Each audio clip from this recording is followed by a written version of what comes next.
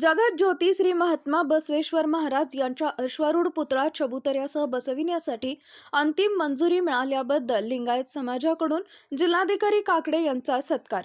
माजी पालकमंत्री माननीय आमदार जयंत पाटील साहेब यांच्या प्रयत्नानं आणि माजी स्थायी समिती सभापती सौ संगीता हरगे व श्री अभिजितदादा हरगे यांच्या अथक प्रयत्नानं श्री महात्मा बसवेश्वर महाराज यांच्या चबुतऱ्यासह पुतळा बसविण्यास परवानगी मिळाली।